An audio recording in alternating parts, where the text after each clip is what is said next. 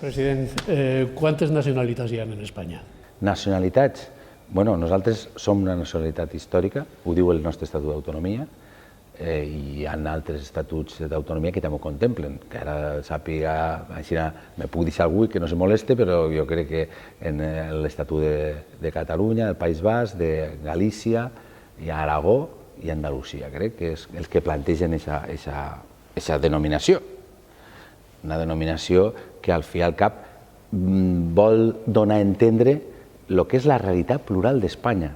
Miren, aquesta entrevista la fem ací, al Saló de Corts, que és, diguem-ne, l'espai més emblemàtic del que significa la Generalitat i, per tant, del que significa l'arquitectura institucional del poble valencià. Ací se veu amb tota claredat que nosaltres no comencem la nostra història des de l'any 78. L'any 78 és cert que la Constitució ens permet democràticament tindre una organització pròpia, però els valencians han tingut una organització pròpia fa molts de segles. Respecte al terme nacionalitat i regions és absolutament constitucional, és el que diu la Constitució.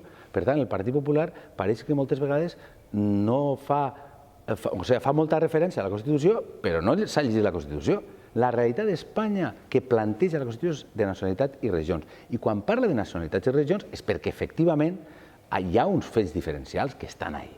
Ara bé, a mi què me preocupa sobretot? A mi el que me preocupa sobretot és la igualtat entre els espanyols. I això és el que en aquests moments no s'està produint.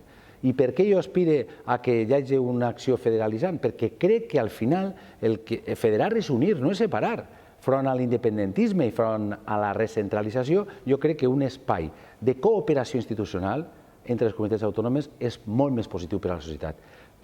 Mire, hi ha moltes experiències històriques, però no me dirà vostè que Alemanya, Estats Units, Canadà, Àustria són països que tinguen una falta d'estabilitat política. No és així, és tot el contrari.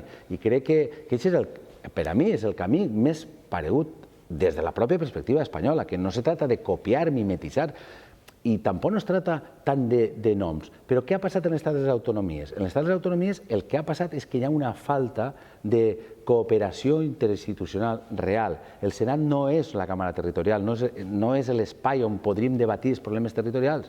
I això al final acaba tenint resultats. Perquè tot això no és només, diguem-ne, un debat teòric o polític. No, la realitat quina és? La realitat és que després de tots els anys de les autonomies tenim un problema d'asimetria en quant a recursos per a prestar els mateixos serveis a les comunitats autònomes. Hi ha un problema greu de finançament i també hi ha un problema de visibilitat del conjunt de les autonomies. I hi ha un altre problema, i és que en aquests moments s'està engordant d'una manera terrible una comunitat autònoma que és Madrid.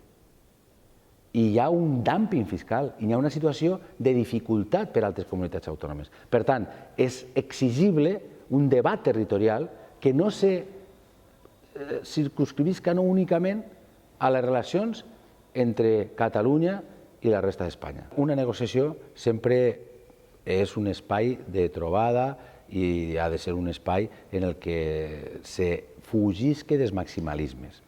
Hi ha un marc, que és el constitucional, i fora del marc constitucional no hi ha vida política.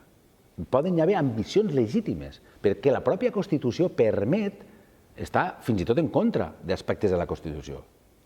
Ara bé, el marc en el que es pot moure un govern és un marc que està dibuixat en l'estat de dret.